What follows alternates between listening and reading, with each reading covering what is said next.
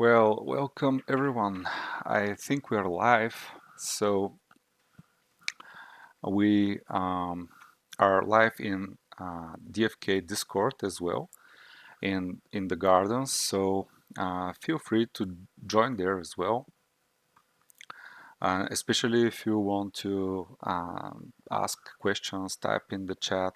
I have the YouTube chat as well, so I'll try to pay attention to all the feeds if you have some questions, etc. Um, Let me also share the link with the YouTube stream in the channel, in the PvP discussion channel. I'll also tag some people.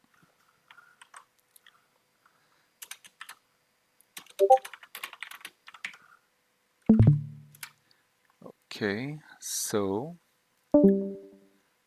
and I want also to put a link in the Dragons Crossing Discord. Just bear with me for a minute.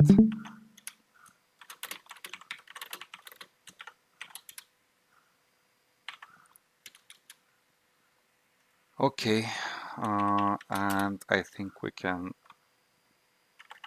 start. So this is DFK Combat, what you're seeing. It's an app that I have built for theory crafting and knowledge sharing, actually, because at some point we will have, it will come really soon. PvE is on the way, like at the doorstep. And people are familiar in DFK with summoning. They know how to build the classes they want with the threads they want. But there are not that many people. I was surprised that not many people are familiar with the codices of all classes which are released. And we have released, we have only the basic hero classes codices released. And that's why I decided to make this contest as a way to see which of the DFK community members are eager to hop in a contest like that to create the best team build for. In this case, it was for level 20 PvP, and there are some prizes for that. We have prizes for first to fifth place, and we also have a participation prize. The first two spots and the participation prize have an extra NFT, a DFK pet. So I'll open probably this one. It's a mythic pet for the first place, legendary for the second, and for the participation prize. I'll share this document as well once we have. Sorry, I just got a bit distracted. Okay, now I see the chat as well. We also have a mythic DFK hero, and also all of these heroes are quite high in level, near level 10 or level 10.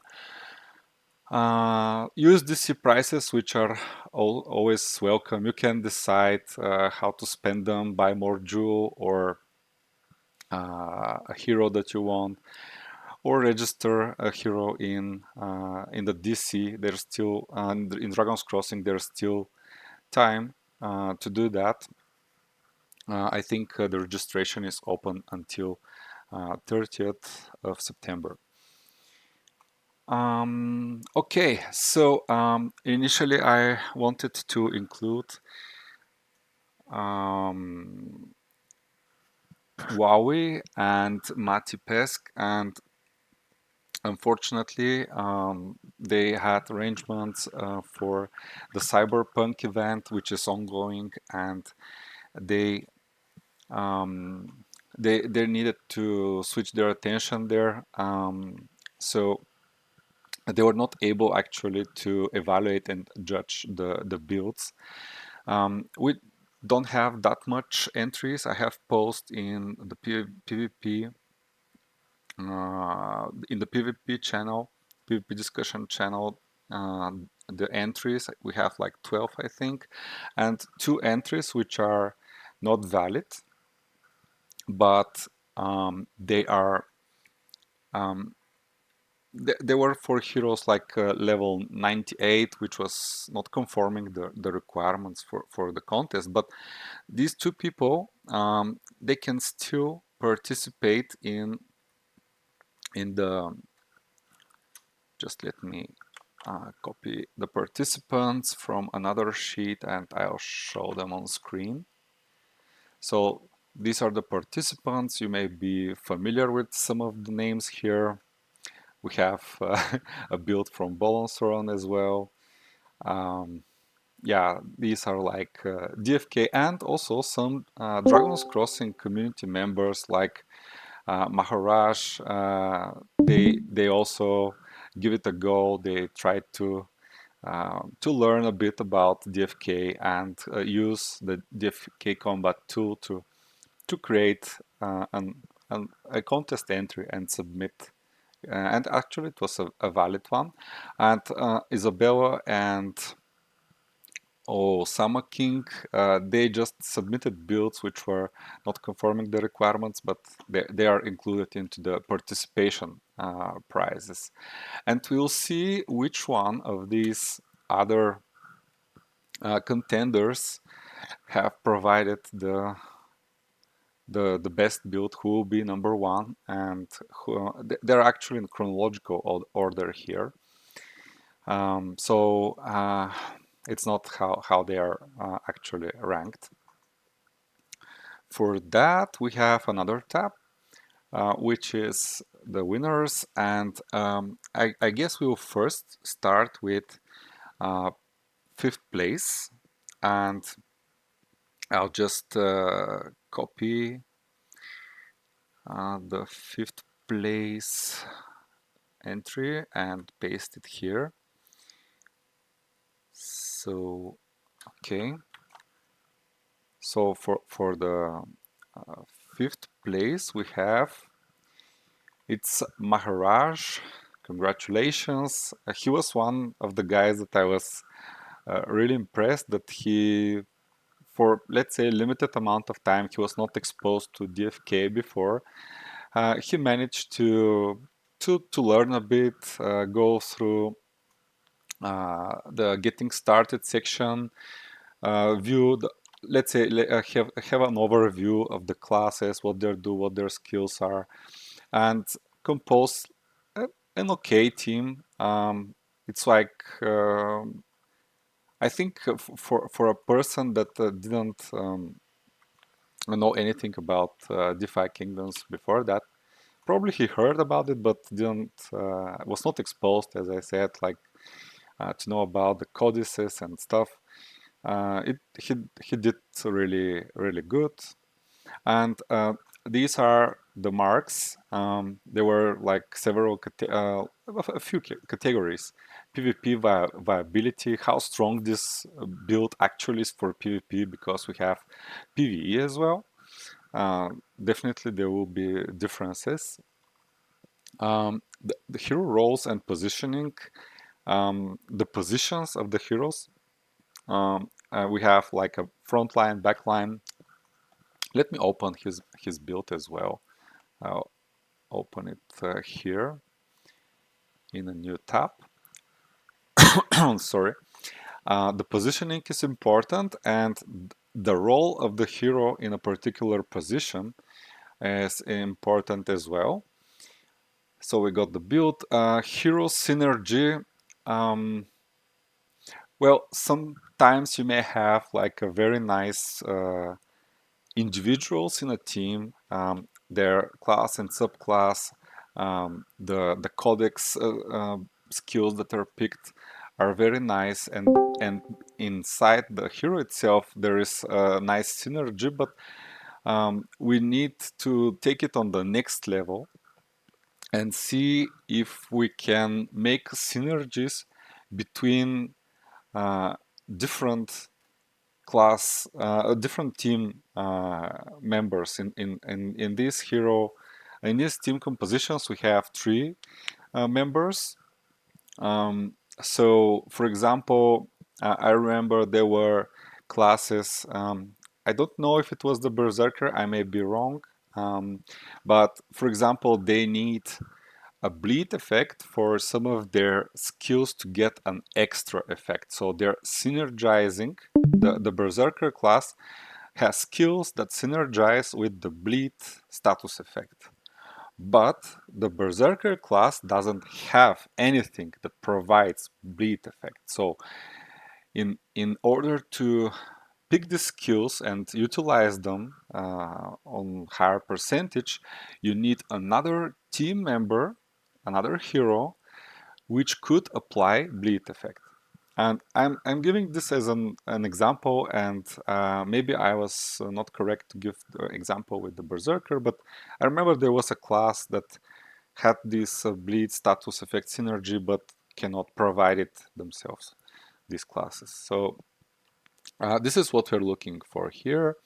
And originality and innovation is something like maybe um, something really of the traditional kind of sense, like for example, the shield, the wand, and the staff method, which is popular in Dungeons and Dragons and other RPGs. Um, so we're looking for something that actually works, and it's really innovative. And for that, I usually I'm also pretty familiar with all the codices, and if something like surprises me in a good way, like something that I didn't think of, some nice synergy and very like original. You don't have like a traditional tank at the front line, or you have some combination of like a battle mage at the front line or something like that, then this mark goes up. I will just copy also the what these numbers mean. I'll copy them here to see for you to see. So the score is between 1 and 10 points, and 1 and 2 means like very bad. It's not going to probably work well. 3 and 4, it's like bad, but it can have a niche case that this build can be used for the team. 5 and 6 are okay, they're fine. 7 and 8 is good, and 9 and 10 means excellent. So this build is like original and has like good other stats like PvP viability, positioning, and rolls. And let's go through it quickly. We have a tank, which is a monk warrior. We have like a mid lane position, a legionnaire scholar, and priest seer at the back line. And when we switch to the skills, we'll see that the monk is prioritizing like to be an effective tank, to have these physical barriers, and also to be able to endure and also protect the teammates, for example, here by taunting the enemies. Initially, I didn't think the most, because it seemed like a support, damage dealer, like a jack of all trades, a hero that he may do fine in most roles, like probably a healer or another role. Depends how it's built, but yeah, it seems that it's very nice. Also, I like that he used the warrior subclass with a lot of passive skills, and again, like damage reduction. It's something that surprised me. That's why I gave 8 as a score for originality and innovation. Legionnaire as I guess as a damage dealer and some kind of a support is also interesting. I think those traditional tank classes, maybe except the knight. Knight seems to be better at tanking more than being like a bruiser or somebody that can do a lot of damage as well, while soaking and protecting the enemies. Legionnaire, warrior, for example, legionnaire so far, they seem to be better as bruisers. And it's viable. I would not kind of pick like for a damage dealer, but there are some um, nice things that you can, for example, as a legionnaire, you can jump forward into the front line, switch your place with the front line. There is a skill for the legionnaire that does that, and you can soak a bit of damage until your primary tank, for example, is healed. And the scholar subclass has some interesting passive skills, especially because they apply um, at certain conditions. So here you have like additional healing observation. What else? I don't think this is really viable. Maybe some scholar subclass skills are okay to use, but these ones like Notion, like to do damage with systematic observation, and Notion to do damage with a fighter class, it's a bit misplaced. That's why the marks for like hero roles and positioning are a bit lower. Yeah, but in general, I liked the support healer, the combination between priest and a seer. There is cleansing effect, a lot of healing, and here as well we have another passive which applies on the first turn of the hero. It's like automatically gain a barrier, and it's based on this hero's HP. And usually priests are actually going good with vitality because, for example, they have a lot of skills, healing skills, which or healing and cleansing skills that scale with vitality as well. So it's a stat that they can utilize well. Not only that, but they're like the source of healing to sustain the team, and they need to be durable. And uh, hit points is one of the maybe the best stat for to endure more in battle. Okay, we have analytics. We can see that what I usually look here, which is also counting into hero synergy and roles and positioning. I'm looking for like the balance. Like, is it like a short range composition, or is it like too heavy on magic damage, or vice versa on physical damage? Do we have enough buffs and debuffs for PvE? You can expect to have a lot of debuffs. Then do you have cleanse at least as a skill if you have a priest? So stuff like that. And also at the bottom we have the synergies. So we have a monk skill which has a combo effect with another monk skill, but the flow stance, like stumble, is the skill, but flow stance was not selected. So uh, there there is like a bit of miss of, for example, um, this bonus is missing, and probably if flow stance can substitute another skill, it would be better. Another thing which I usually look for in the builds is the ratio between active and passive skills.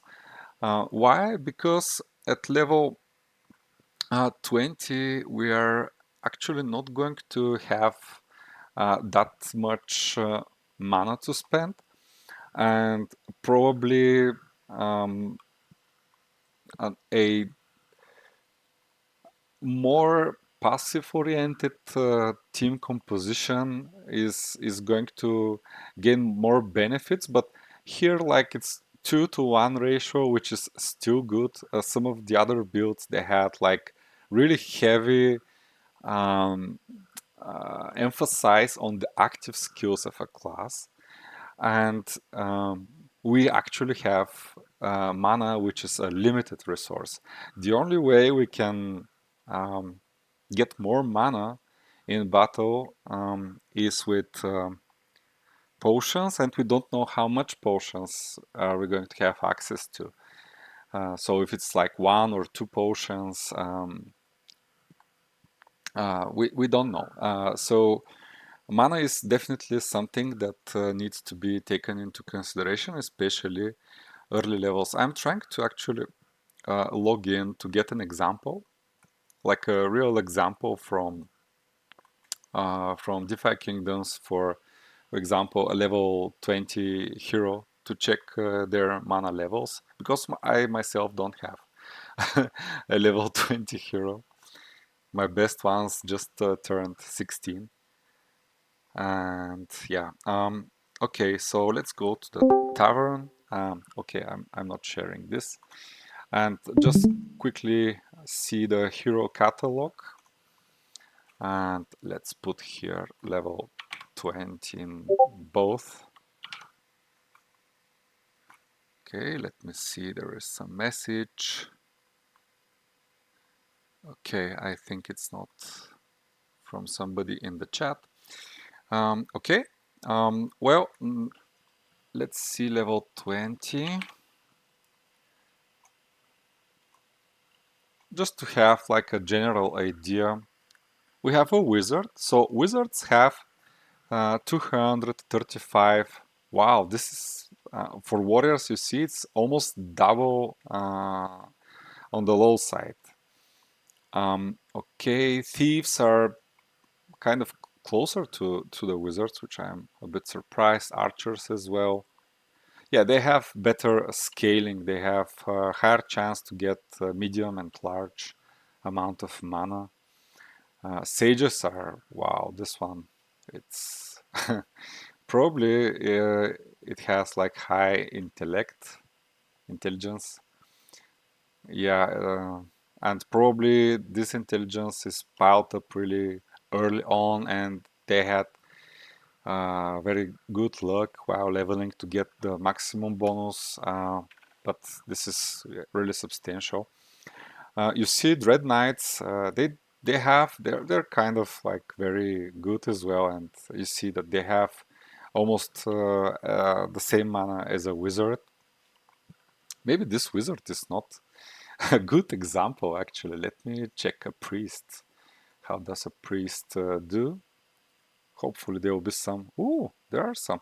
Okay, yeah, priests are definitely, caster classes should have more mana than Dread Knight, but Dread Knights are like close up there. So that's why having a lot of active skills, yes, you may have different skills to counter different situations, which is nice. You don't need to actually use them. You can use auto attack.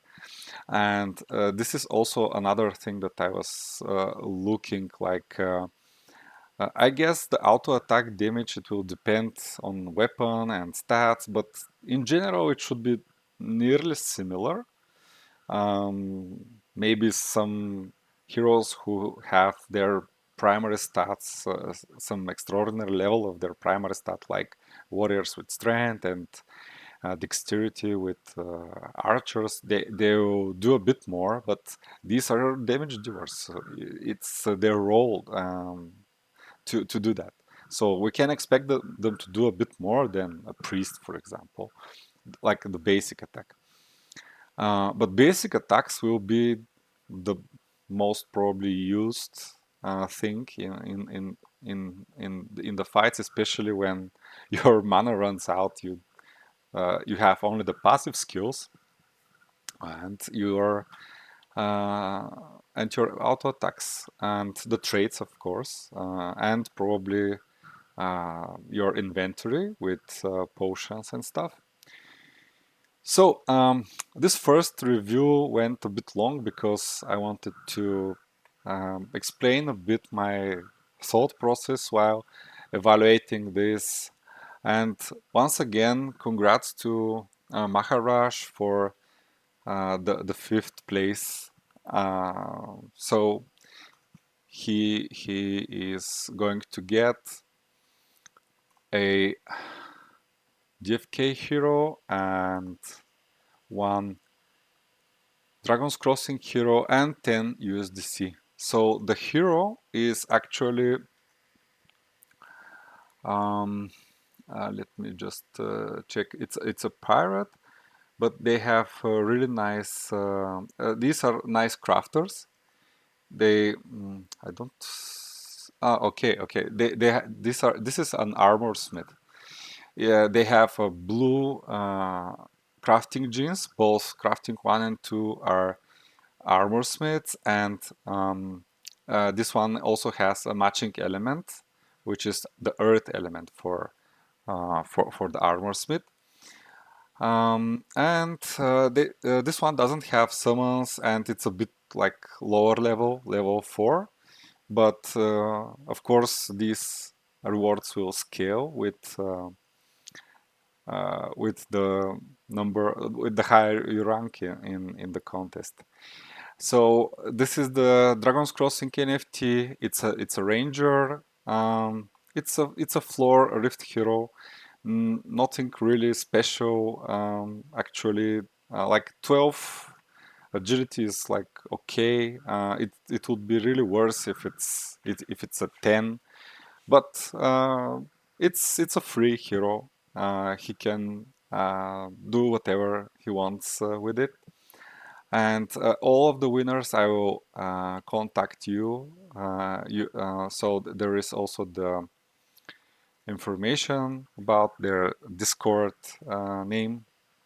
So I'll contact you and ask you for your address, where you would like to receive the USDC and the DFK and DC assets there. They're kind of like you need to I need to send them to the corresponding blockchain. Yeah, so moving forward, and we have fourth place now, and at place 4 we have actually the competition here really tightens up. So fourth place, we have Doofidat. So congrats, Doofidat. You are placed at 4, and there are some really viable. This is a really viable build, but it's kind of like standard, not very like original. It's really like the core standard, but 8 is by no means like a bad mark. It's a good one. Like good 40 possible points, so it's quite high. I'll open the build now and I'll close these other instances. We have a priest at the back line, wizard scholar at the midline, and front line tank knight legionnaire. There is also a description It helps a lot to understand what the contender was thinking behind this particular composition. So he explains a bit here that this is like a standard RPG composition. We have the knight has a lot of passive skills as well, so it's a good good pick probably for level 20. The legionnaire subclass also helps with tanking and um, doing some like nice passive as well, live by the shield. I see most of the people who picked a legionnaire picked this one as well. Um, yeah, so a lot of stuff to prevent damage from your allies, like redirecting damage or interception once cast in a battle. You can, if your knight is misplaced from the first front line position, he will still be soaking up 50% of the damage that the frontline hero, which could be the wizard or the priest at that point, gets. So he's doing the work even if he's not in the first position, which is good. And this one you need to cast it once. You will do some damage and apply this to the remainder of the battle. So I like such skills like that. You can use one and they have some effect that lasts the whole combat. You don't need to spam them to get the effects all the time. And passives, we talked about that. So really standard, really nice. Wizard, damage dealer. Another tendency is that wizards are going into the frost wizard path, um, which is fine. And I like the scholar subclass, Sims scholar subclass, because it has a really nice passives.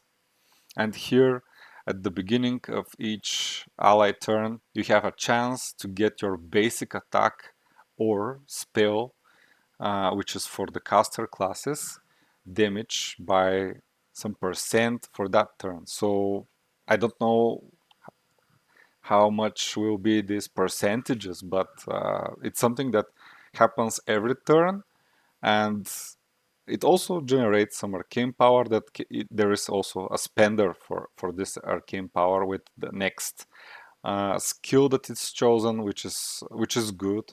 Also, I like that these are two caster classes. It's not like in the previous example at level at fifth place when we saw like a fighter class um, with a caster subclass. It could be probably done. There may be some niche builds that can utilize some passives, but in general, it would be hard to come by with such hero builds, I think. But this is really, really nice. And here it's the priest with cleans. That's why this build has such high evaluation for the positioning and the roles of the teams and PvP viability. I think it's like really good, and as individuals, they're fine. There is nice synergy. For example, this passive can help any of the team members to do more damage with their basic attacks. And one of the things that I told you, basic attacks, in my opinion, will be used a lot. And probably something that I don't like about this here is that like it's too standard. Like the Holy Wrath, it does damage, but you saw like level 20 priest will have 300 mana. I don't know if we're going to use portions initially in PvP. Probably we will, but again, how much will be the inventory, like the battle arsenal that we're going to use. it's questionable. So mana is a limited resource, and basically all the skills cost 10 mana. It's what I took from the combat testing grounds. We don't know what will be the final numbers, but I expect that probably there will be some variable at the mana cost which is bound to the hero level, because it doesn't make sense to have at level 10 Holy Rat that costs 10 mana, and your total mana pool is kind of how much, like 150, and you have 15 skills to cast, and at level 100 where the mana cost is the same, and your for example you have like 1500 mana, and you can spam this Holy Rat the whole battle basically, instead of doing auto attacks. So yeah, it's a nice thing. Also here, synergies are fine. Just one of the skills of the mage, the Frost Grip, synergizes with combo effect, the burn combo effect. And the mage doesn't have a skill that selected that applies a burn effect. I think I found how this could be optimized and substitute one of the other skills which with another one that provides the burn effect, because it's still a chance to provide the burn effect, of course, but I think this could be a bit more optimal, but I really like all these as in individuals, and that's why there are really high marks in these first two categories, evaluation categories. And yeah, congrats again, do that. I'll contact you later, probably tomorrow, because it's like 1 p.m. and 1:30 p.m. a.m. here at my place. Okay, let's continue with the third place. We reached the top 3 builds, and on the third place we have, okay, let me see. Okay, it's here. I'm copying it and I'm putting it here. So this is actually one of the judges, Mati Pesk, and but he didn't take part in this evaluation. I also tried to just copy the links and not pay attention to this to the people. I used somehow like copied the links here, randomized them, shuffled them a bit, and then just opened the links and evaluated. I tried my best not to know which build belongs to which person, and yeah, but it's only my evaluation, and of course, it's subjective. I wanted like to have more judges, but unfortunately, I'll repeat that Mati and Huawei were having some arrangements with the Cyberpunk conference, yeah, and could not commit to this. I understand that, but we plan to do a lot of things together in the future. So we have something which is really nice here. Basic attack boosted warrior berserker. It's on the front line with huge emphasis on the basic attack damage of the warrior. A pirate in the middle. Let me open the build. In the mid lane, and in the end, in the back line, we have a wizard scholar. I like a lot this build. Probably it would be the winner.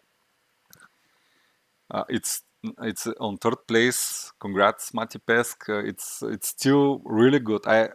And when I started reading it, when I saw like warrior, wizard, and these the subclasses as well, are really nice, and I really liked maybe the front line, which is here, the warrior with the berserker subclass. It's maybe the best from all the entries which were submitted.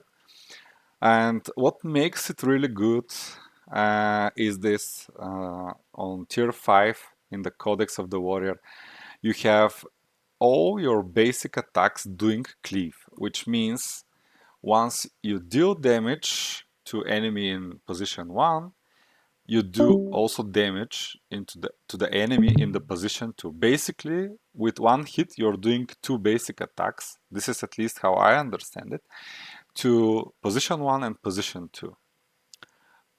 So, and so far it's okay. We have like lifesteal for sustain, because this is more like a bruiser, and you're doing a lot of damage. You're hitting like two targets instead of one, and leeching from two targets instead of one. We have some from the tank, let's say, a path of the warrior. We have some damage reduction and some damage skills.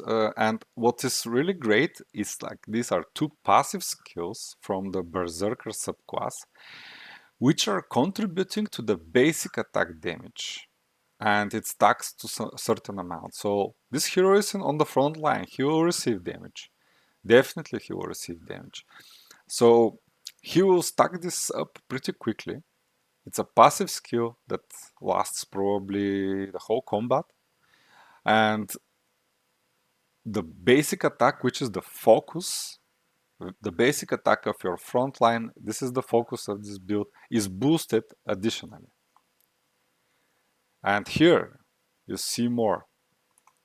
So you you have each instance of this hero's basic attacks. Actually, I don't know if this will count for the cleave as well, or only for the position, the enemy in the position 1. But if it counts also for the cleave, and you basically are going to roll when you successfully do a basic attack for position 1 and 2 in the enemy team, you roll a chance to do additional, and these are number of additional basic attacks to your enemy target. Of course, this number can be 1. Probably it can scale with the level. For example, at level 90, it can be 5 attacks, additional attacks. And all these attacks, they're going to cleave again, and they are going to lifesteal and do tons of damage. This is something that I really liked. That's why I'm taking so much time to explain the front line. We have like a support class here, and I see a lot of synergies here as well. So hands on deck, it will make all allies hit the same target with the basic attack. So you remember the basic attacks of this guy here in the front line, what devastating power they have. So this would be quite nice, and it's very nice synergy between the heroes. There are some damage skills here. This is the Luck of the Sea. It will give you increased luck, and it's used also luck as a scaling stat for all other skills as well. And the priest subclass here. Pirates are kind of bad with mana. I would like to actually open another DFK. Just a second. Okay, I'll check how much level 20 pirate, how much mana does a level 20 pirate have? I would say it's under 100. It should be even worse than warrior. Or about 100 if it's higher rarity. If you have like a legendary or a mythic, which got at level 5, 10, 15, and 20 additional points in intelligence and also wisdom as well. You can pull it off. Let's see if we have a pirate level 20. Okay, this is a mythic one. It has a lot of mana, probably because it's a mythic. Okay, it can be pulled off, but also another thing is that you have a lot of active skills. We have one passive here, and that's it. And the rest you're going to do like auto attacks or using skills. And if this, I like this choice of the skill because it's not dependent on wisdom, vitality, or intellect, or any of the caster stats, and it is bringing the hero back to 100%. And basically, this pirate is going to probably use first mate when they want to when the warrior gets all his stacks for the basic attack, and then probably the pirate can use this to unleash hell of basic attacks over the enemy team. And also the heal and all these other skills are not that useful. You have Look of the Sea, which is passive, but not much like that. Other than that, this pirate is mostly going to do probably basic attacks. We have a range skill here just to, for example, and utility to destroy some barriers. It brings some utility. The pirate class is fine. It's just probably not the best in this situation. So yeah, and the wizard class, I like it. It's again like frost wizard, and the scholar. I don't know actually why the other. Let me quickly. Let me quickly open the skill calculator for the scholar. Remember that this build was related to basic attacks. This is the main focus. Okay, it's not, this is the heal. Yeah. Why this was not picked for a passive? This would hugely increase additionally the basic attack of the warrior, and it's if this procs it would be, and some of the warrior skills proc, it would be really good. I understand that this is giving a heal, but you have a heal and there are other healing skills probably that can be utilized. So you can pick any of the healing skills. You actually don't need to be level 20. Like you'll be level 20, but you have, for example, 1, 2, or even 3 points left that you cannot level up. And you can pick any of the other heals, for example. So this is for damage. This is a heal that you can pick instead of what was that? Systematic observation. Yeah, so this is like an AoE attack. I don't know. It seems to me that it brings utility, but if this is like the main focus, the cornerstone of your build, I see another synergy here that could be utilized really well. As I said, it was really close. You'll see how the other two ones placed, but congrats to Mati Pesk. It was a really learning for me as well. You see, it's the only 10, I think, or maybe there was another one that I gave for originality and innovation. A bit less, it's a good mark for synergy, but as I said, it could be a bit better. And here it's not greater because of the pirate in the middle, in the middle side. Um, it could be pulled off. It's a very viable build for PvP. It has almost everything. We can also see the analytics here. Nearly 50-50, but a bit more emphasis on the active skills. 50-50 AoE and attack damage type. So a lot of buffs and debuffs and synergies in general are nice, and these are mostly the mage. He's providing the combo effects and by himself. Also, the warrior has the combos for the gladiator strike as well.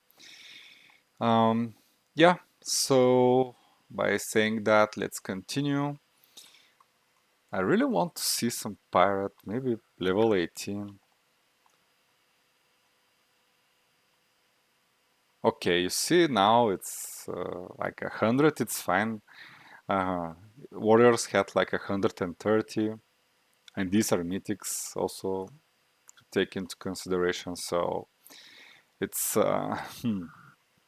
they don't have much mana. That's definitely an issue, especially early levels, as I said. So, congrats, Mati, and we're going to number 2.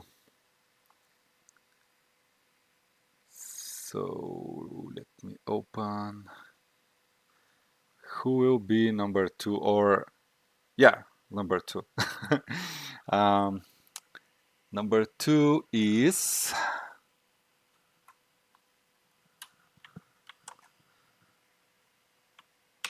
And there is a huge description here. Arnaud. Congrats, Arnaud. This is like a community member both from Dragon's Crossing and DFK. So he did a really detailed explanation of the build he's using, and basically for every role, and he got all 9s everywhere. And as you see, there is only one point differentiating the third and second place. Also, fourth place is not far behind. It was a really close competition. Let's see the build.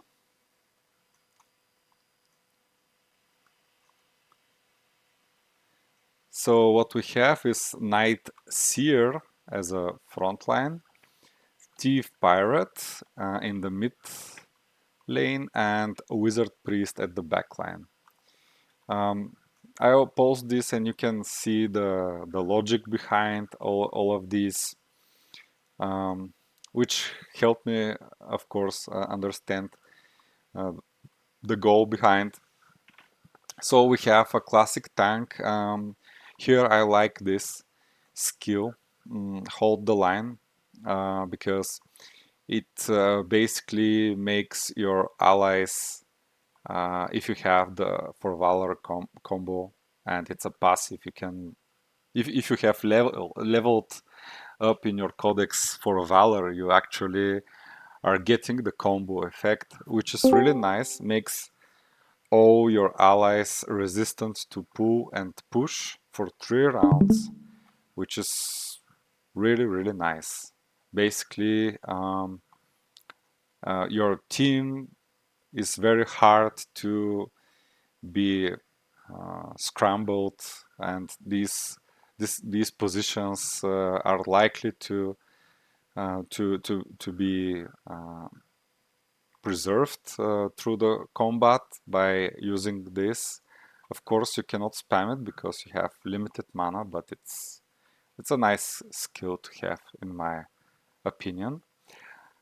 Interception, always nice. As I said, I like it because you cast it once and you get you are soaking half of the damage that the position 1 hero in your composition has.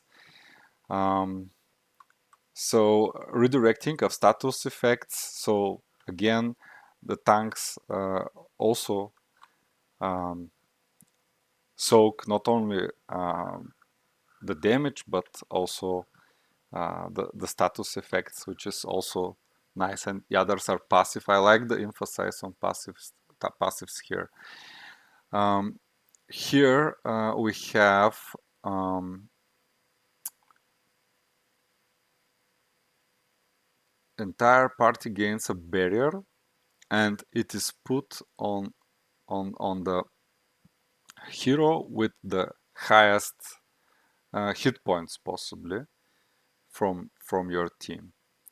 So all your party will gain a barrier, which is percentage health from your your knight. And the knights may not have the greatest wisdom, but they have a lot of health. So even if this percentage is less, they have more health, which will compensate, and it will provide quite nice barrier to the whole team.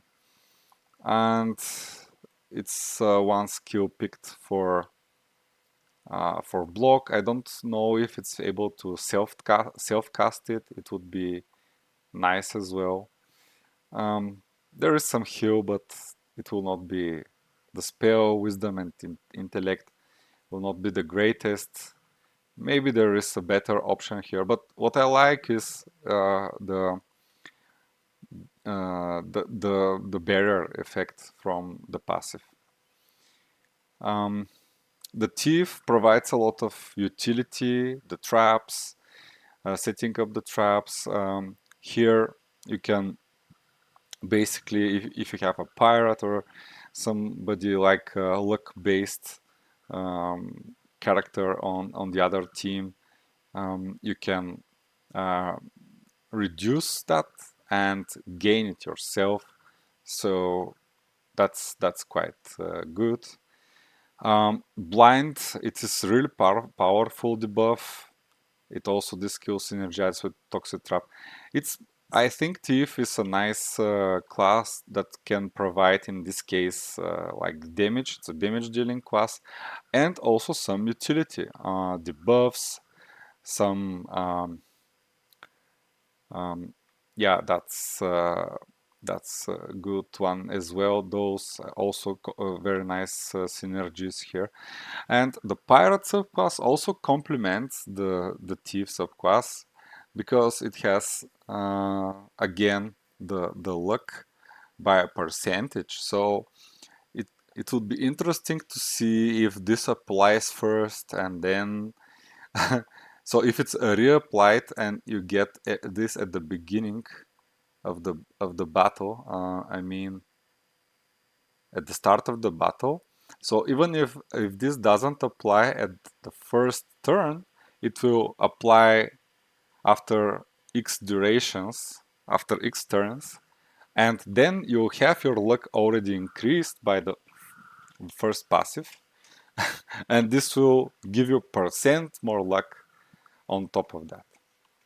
So I kind of liked it, and you can see the active skills are also scaling with luck, which is really great. Full sail is a nice buff for your team. There is not another. Oh, there is starboard cannons that you can you can increase the duration of the buff. So basically, if you cast this and then this, you'll get a nice buff. And the Kraken also scales with the damage of the Kraken, scales with luck. You see, it's a very well thought combination between classes and and synergy inside the class itself. So the role of the damage dealer and also providing some utility and buffs, debuffs. It's really really nice for the thief class and in the middle position. And the other one, the wizard priest, I like that there is some source of healing, and it is this one. It scales with spell, wisdom, and vitality, which is not the greatest stats for a mage, but it provides also cleanse, and you have a cleanse and a heal combined with the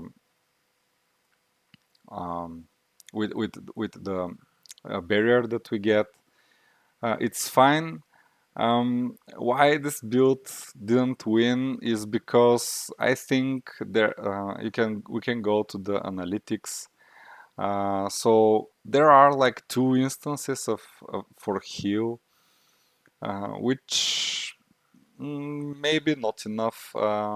We don't know yet actually if we can use the same skill, for example, freedom, in 2 consecutive turns. Probably the ones that we cannot use are the one with amnesia. But anyways, we'll see. Probably if it's not explicitly said that this skill you can have amnesia for 1 round or 2 rounds, then you can use it every turn if you want. So just let me do a quick search about heal.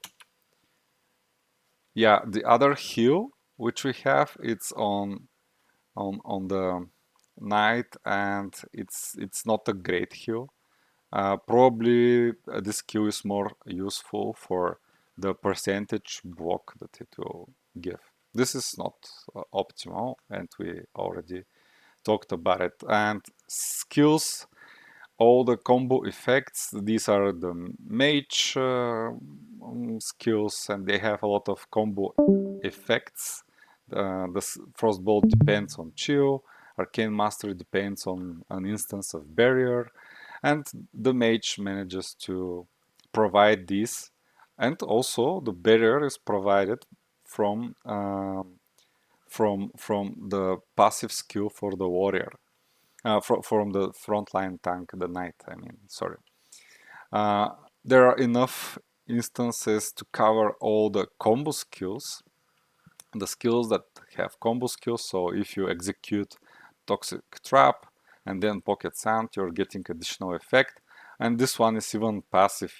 Every time when you get hold the line, you just have it for the extended effects, which are with the combo. And now, yeah, congrats Arnaud. It was really close between you and the winner. So, and the winner is, let me see, and yeah, let's select it and paste it. Congratulations to Oku, the perilous scamfrog. And you thought that you cannot get longer description of a build probably.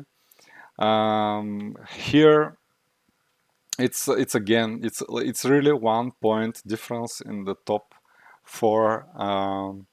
Probably if we had the other judges able to submit their evaluations as well, there may be some tiebreakers and or maybe some different placement, but as I said, they were impaired to help me with this. Initially, they had really nice intentions, Huawei and Matipesk, but they needed to attend the Cyberpunk conference with the whole DFK team there as well. A lot of nice explanations here. it's really viable. It's the only other 10 that I put about hero synergies, how um, different heroes in the team are complementing each other. So as individuals, they're really good, and maybe the strongest individual build, which I really recommend you to see, is the third place Matti Pesk, the frontline warrior berserker with the basic attacks build. It's probably the best basic attack frontline build for yeah, and yeah, definitely I like that one. But I tried to be as not biased as possible. Um, yep, let's see. Let's see what the winner has. So we have a Legionnaire Archer, Berserker, Pure Berserker in the mid lane, and Seer Scholar has like healer support at the back line. The idea is that these are even the front line is kind of a bruiser that will try to do as much damage. You can read later in the description, like doing a lot of damage and like EOE especially, and in the end finish the ones which are low on health from the enemy side. So we're starting with the front line. We have like a passive. Okay, it's not passive. This is an active. This is probably a bug in the data of the skill data. This is an active skill. So you do damage to the target enemy, and then you gain evasion, which is based on your highest stat vitality. This build also focuses on evasion for the whole team as well. Another thing to keep in mind. We have a nice passive which is inflicting bleed, and bleed will be like poison and like burn. It will do damage over time. It will stack, and it will do tons of damage, probably based on the target's max health. So if we could apply bleed consistently, it's really nice. So this is by each successful attack. It's not mentioned if this is like attacks from a skill or attack only from basic attack. So this, if we assume that it's like from basic attack, you can actually apply this if we bleed if we are using AoE, and that's why also this build focuses on AoE damage.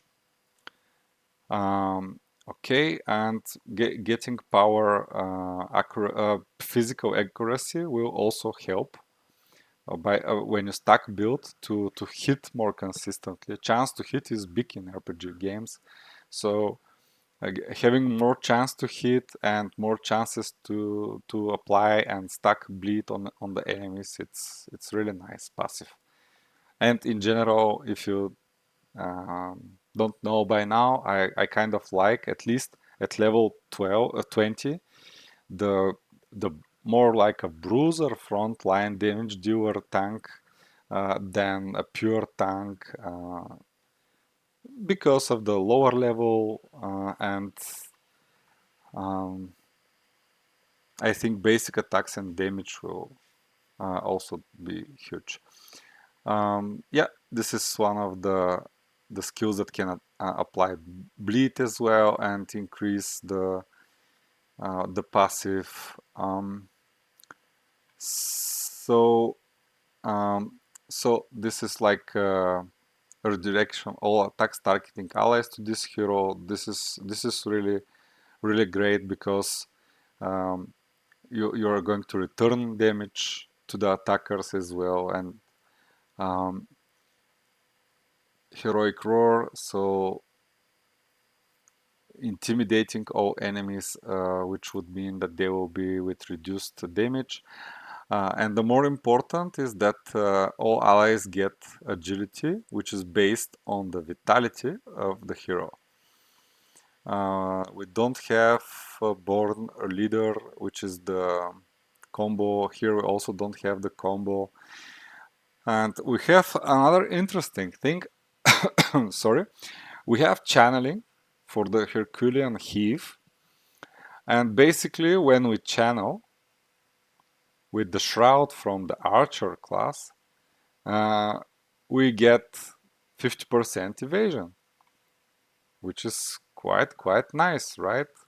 If you can, especially if you channel for 2 rounds or 3 rounds, the more the better. You actually don't want it to be channeled for one turn, like for duration of one. You want this one to be like for duration of 5, let's say, and have 50% evasion. And if the other team is kind of like evasion actually serves both for physical and magical attacks. So um, what and if the other team is like short range, they can target primarily the position one, the front line of the enemy team, and then they don't have much ways to uh, temper with the positioning, like to push pull enemies. Then I would say if this guy manages to stay channeling, he will like mitigate, avoid actually a lot of the damage going into his direction. And this is just another skill that it's going to be channeled. It's for 1 round, but it's fine. And another thing, if Shroud is active, so if you have this skill picked, your next basic attack does additional damage and it's like tons based on dexterity. And from all the classes which are kind of like bruisers, the warriors and the legionnaires have the best dexterity. It's like one of the top stats actually for the warrior and for the legionnaire. I think maybe third. Strength, yeah, maybe the third stat is dexterity. So they will have quite a lot of dexterity paired with the archer subclass. Archer will add a lot of dexterity. You can use finesse crystals as well to boost the dexterity, to get the accuracy, to apply more bleed, and to get more accuracy and to basically not miss a basic attack or a skill. Enough talk about the front line. Berserk class, it's in the mid lane. There is a passive which with each instance this hero deals damage, a stack of increased basic attack damage applies. So you're stacking up your basic attacks when you do damage, and probably if you do AoE damage, you'll be stacking it up quicker. There is a passive which also increases the basic attack while in combat. Really nice. Blind Rage, so you're hitting all enemies around, dealing damage per slash, so you can actually, if these slashes are like multi-hit, they will be even, they will provide bonuses to the first passive. You'll stack really quickly the bonus basic attack damage. This is a nice passive giving increased damage. If your allies are dead already and you're the one standing, it's probably going south. But until they're alive, you get percentage increase. This is something really interesting. So you're doing an AoE which probably does a low ton of damage to all people in the combat, including your own heroes. But the thing is, and it's in the description, the and also he provided like agility. Agility, it is something that you want to level up to get the higher evasion, as high evasion for your teammates as possible. So when Blood Rage is used, and you see there is a synergy with Bleed again, which the Legionnaire provides plenty of Bleed stacks. So it's a very powerful AoE, and the logic is that my team will have more evasion, and they can probably avoid this attack, the whole damage from this attack, especially if the front line is in channeling mode and has 50% evasion on top of what he already has. So that's pretty good and interesting and innovative. So we're going to the last position, and here we have again focus on evasion. It's like a buff for evasion and a heal, a delayed heal. We have all allies get evasion percentage based agility, which agility gives evasion, and if you have high agility in general, it would be increased even more. So really, there is a clear focus on the what is this team strength side, what are the weaknesses, and like the main weaknesses that this skill can wreck your team instead of the enemy team. But you have more evasion. You think that you have more evasion than the enemy, so um, the enemy will be hit more consistently, and your team will avoid damage more consistently. So in time, it would be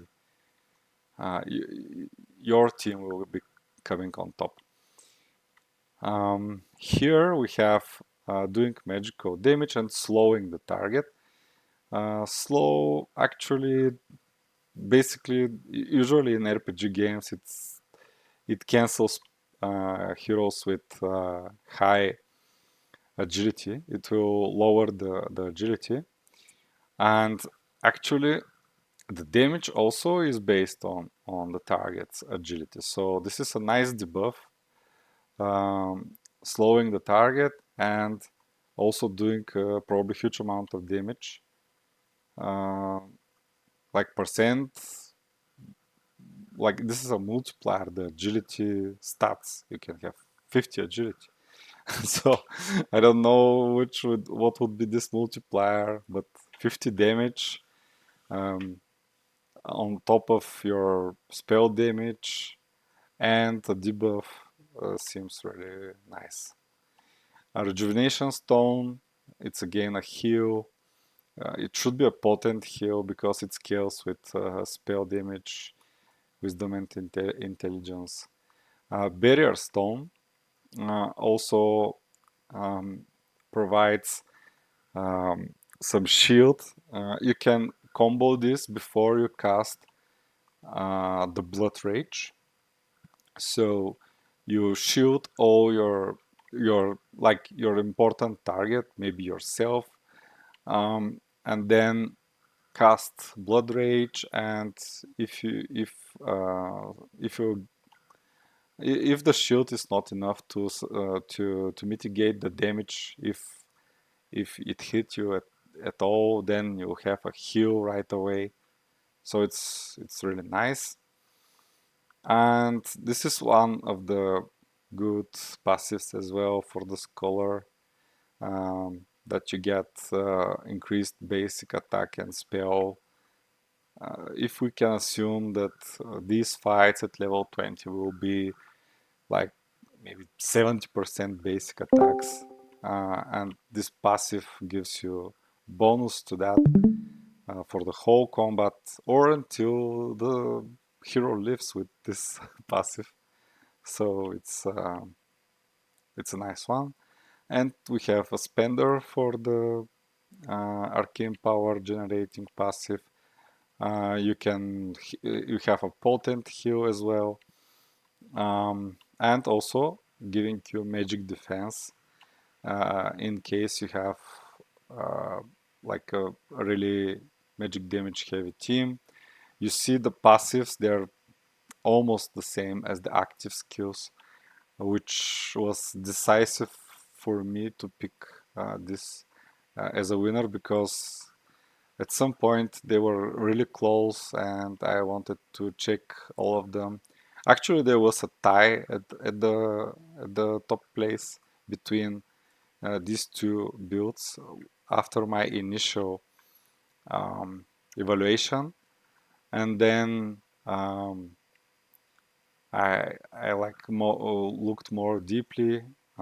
This has the healing potential. This build, a lot of other buffs, not many debuffs, but like lowering the damage, stunning, and bleed, which is really nice. You can see the combo effects by these two. So very nice synergy here. The Berserker, as I said at the beginning of our stream, the Berserker doesn't have a way to apply bleed by himself.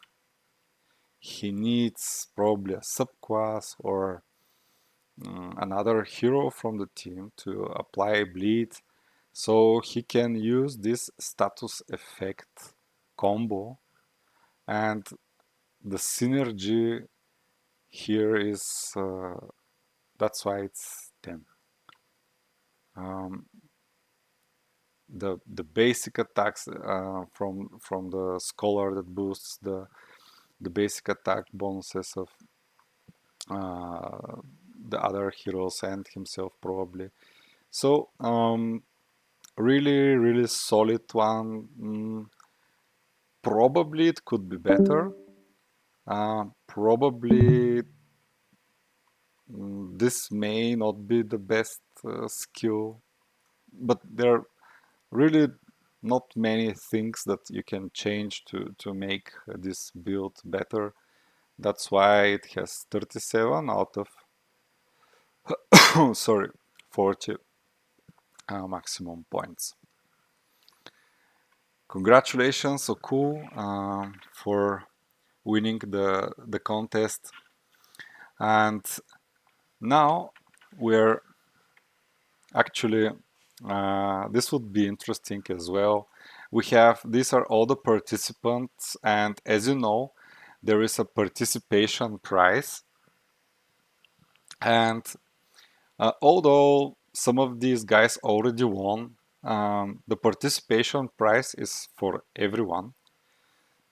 But they already won, and I would like to make it in a way that they will have like a certain amount of entries in the raffle, so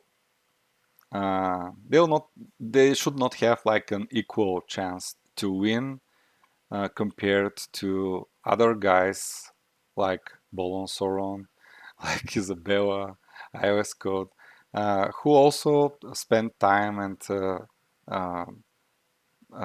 did an entry as well. So Oku is the winner. He'll have only one entry for the raffle. Okay, they're not ordered here by. Okay, Arnaud will have two. Then it's Mati Pescu, or I'm probably not pronouncing it correctly.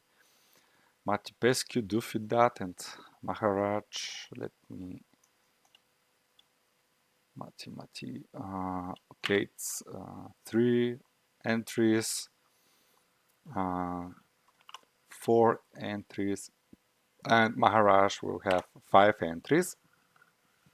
So all others except these two let me mark them with red because they submitted builds but they were not valid. So I want to give them like a chance to win, so they will have one entry.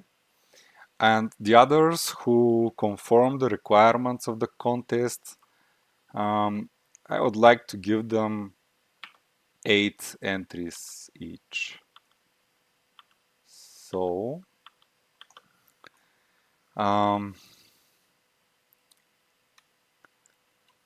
okay, let's I don't know what's the best way to multiply here in Excel. Okay, let's copy them like this, and here will be the wheel of names. I will first roll 20 side dice to check how much times to shuffle the the entries. Let's have some fun drawing the next winner. Okay, it will not be 20. Nice. So 8 times. Oops, no, I spoke too soon. We have a winner, so let's close this. We'll shuffle 9 times. And now let's put our guys here. So this first will have only one.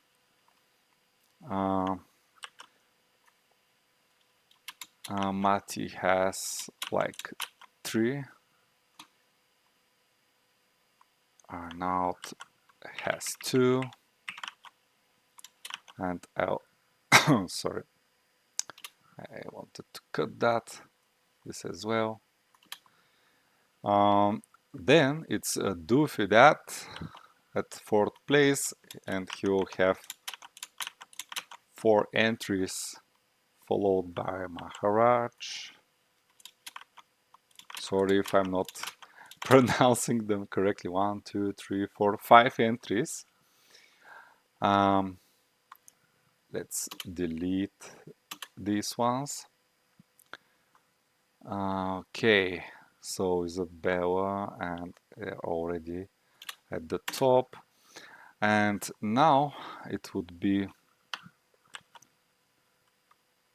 okay. Let's shorten this one. I think this is the Discord, probably, but I have the full version. It's just too long here to display. 1, 2, 3, 4, 5, 6, 7, 8,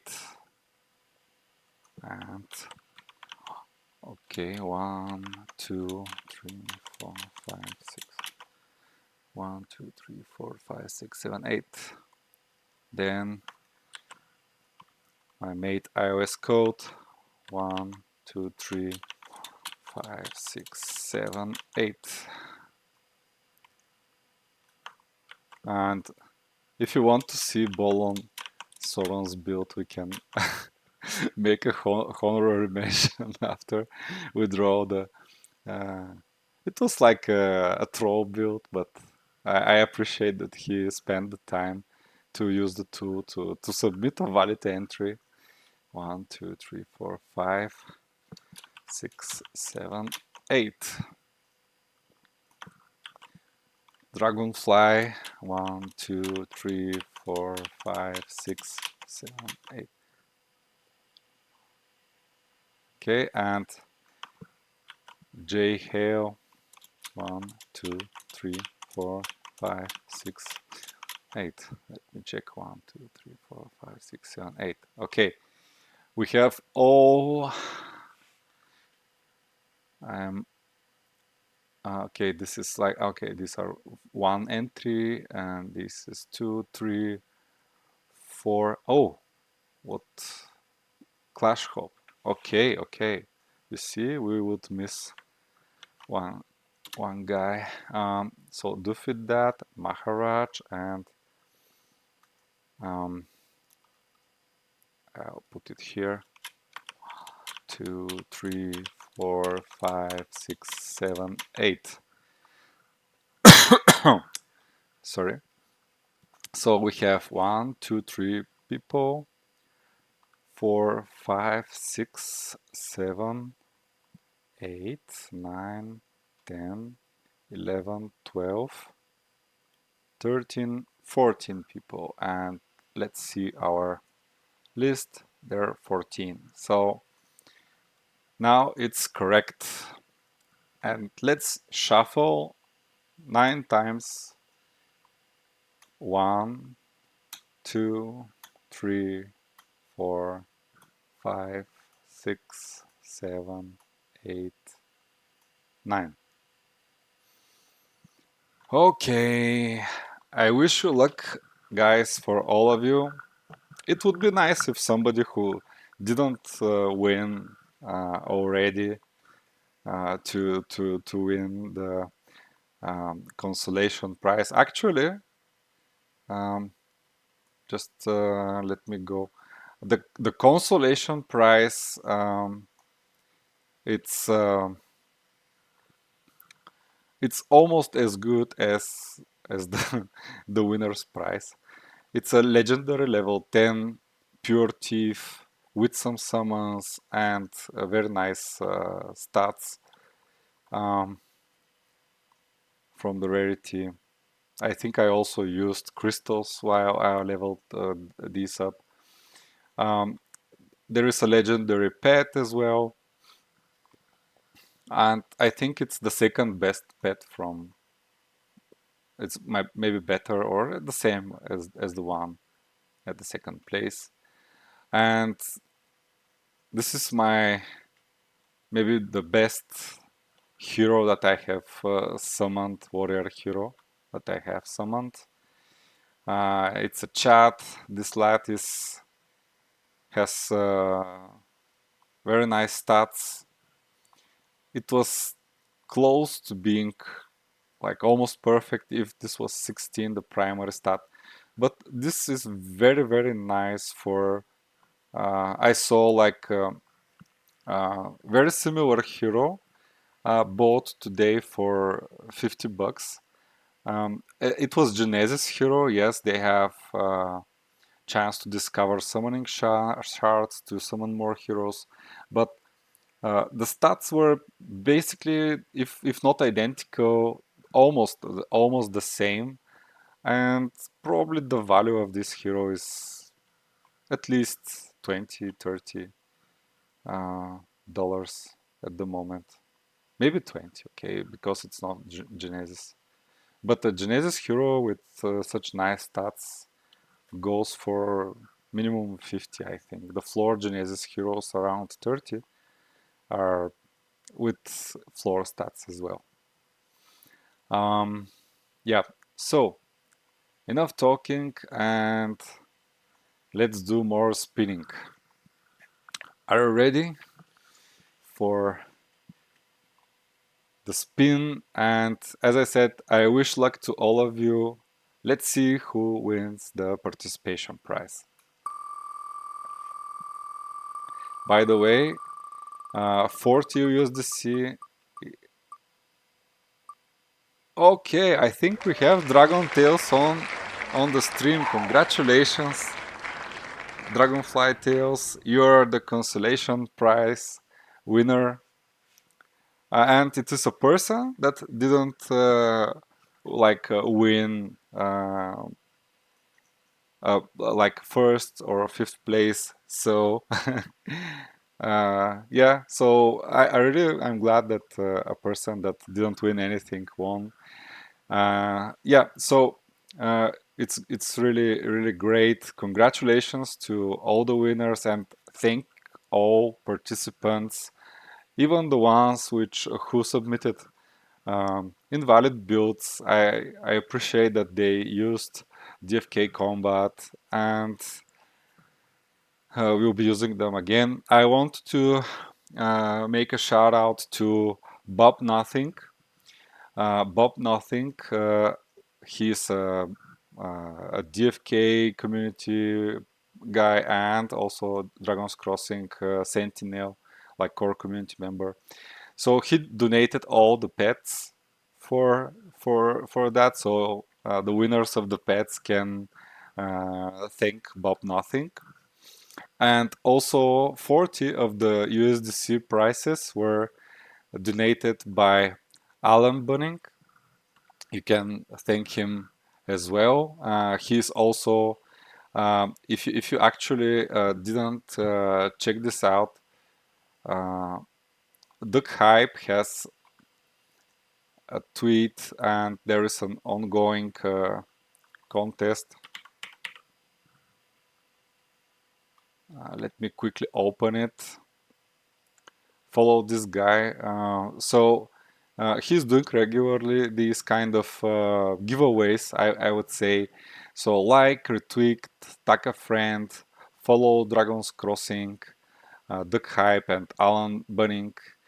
You have a chance to win two NFTs, which would be registered for the season.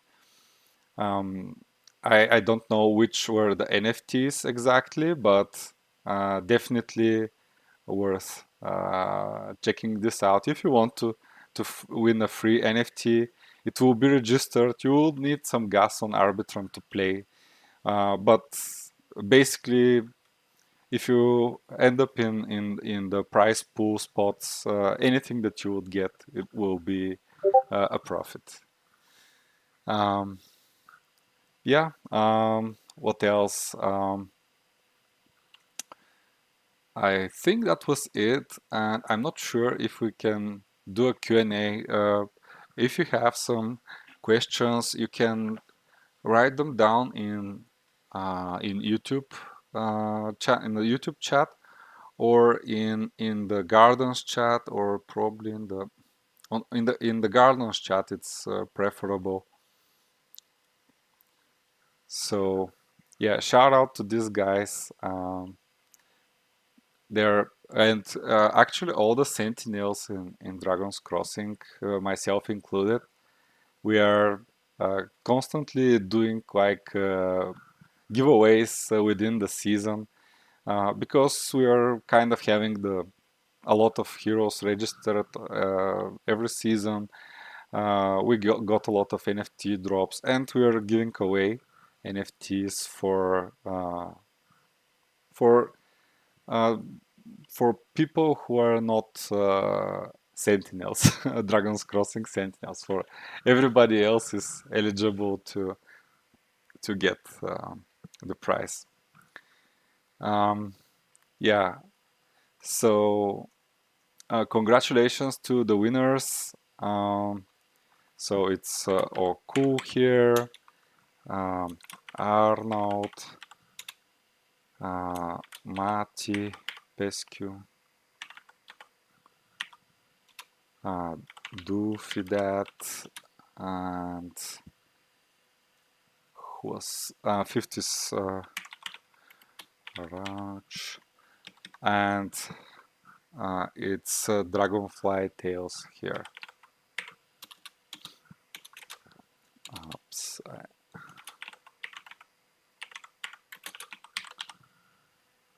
Nice, nice. And here participation price. I'll just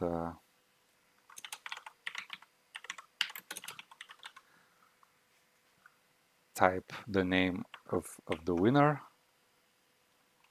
here as well. I will give a link. I will make some announcements in Twitter, in PvP discussions in DFK, and in the general chat in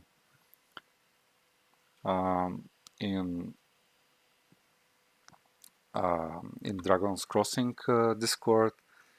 What else? I can show you all the evaluations probably. And yep. So these are all the builds. There are not that many. I guess I don't have that much reach on all on the DFK community. Although I'm really thankful for uh, DeFi Kingdoms team to Bowen. He mentioned this in a few occasions, even during the EMA, that there is a contest going on. So really appreciate it, and you can see all the other um, people who submitted valid builds and what were their evaluations. And if you want to see what Bolon Soron submitted, it was like a full pirate team. uh, so it was kind of interesting, like the the the frontline pirate is um, yeah, it's in the position one.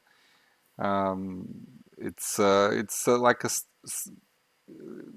there are some synergies like a tanking passive, also to get reduced damage. Um, Actually, what I could improve in Oku's build is to include some form of execute. Probably to try to include some form of execute, but I don't think his. Okay, just let me open it.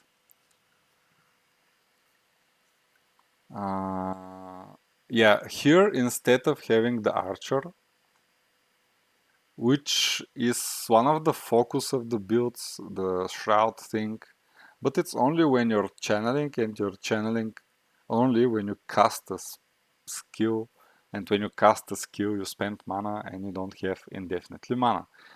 Um, that's why I think probably if we keep everything the same idea, but just put here the warrior or the pirate class. And the warrior class has walk the plank, which is an execute. You're executing below certain HP the target enemy, and and and it's possible also to have the warrior. Warriors have it's a level 5 final blow. Target has less than certain amount of percentage max health, execute the target. So if this is like 20%, it's quite big. It works only for the target in position 1, and here okay, I just may have closed it. And the pirate walk the plank, it's again with range 1, so it works, both work for the first position enemy, but these percentages may be different, and um, actually you can get like it depends on also on the other skills. If you want like the execute, probably doesn't matter which one you pick, but the other skills that you can put alongside the tier 1 buff here seems really nice. That so a warrior you can take like a subclass. Yeah, but then you need I actually this is a tier 5, so you need to you spend only 1 point here. The same with the pirate, so it's basically doesn't matter which one you select. Yeah, so it was fun watching it, and here we have the scholar with some sorts of healing as well. In general, seems interesting to try if it's not uh, for a ranked play, to challenge a friend, for example, to come up with some builds that you want to try, or for example there is like a tournament condition that you cannot pick certain classes, and if all the healers are in this list, then you need to come up with other like original and inventful stuff, how to compose your team. But it's still like PvP. It's still, in my opinion, a bit along the road, further down the road.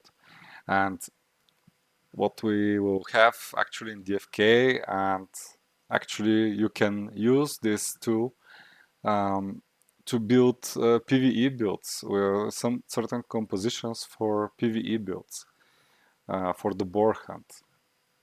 And my next feature for DFK Combat is um, to to build the. It's in the process. It's in progress, but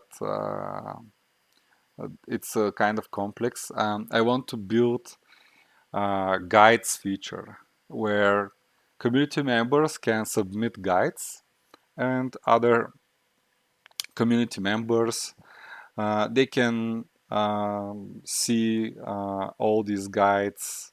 Probably it will be like a build with some description, something like this, I imagine. And in these guides, they can like see different strategies, different team compositions that they can utilize.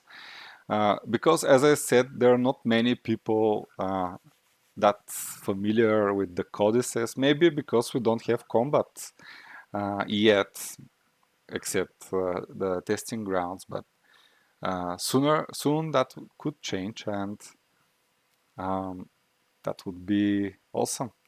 Long-awaited combat.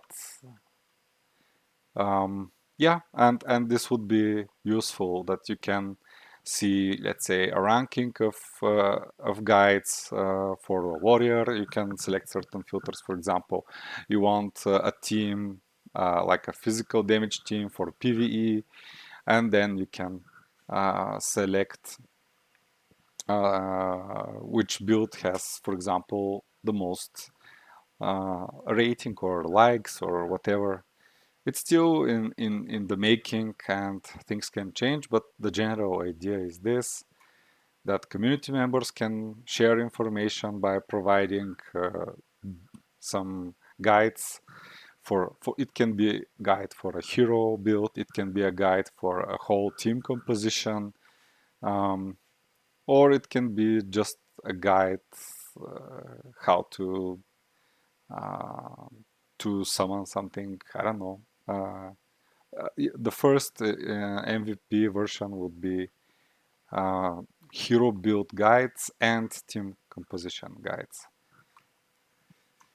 And I think that concludes everything. Um, we we will be staying in touch with Wowie and Mati Pescu, and come up with other contests in the future, probably.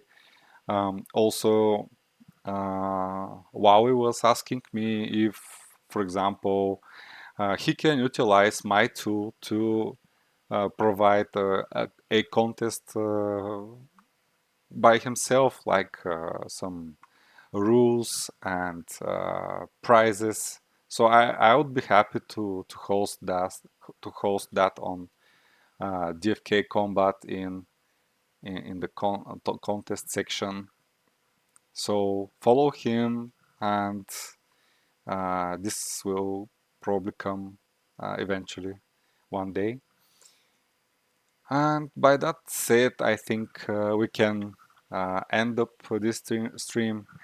Thank you for participating. Thank you for watching. Thank you uh, for everything.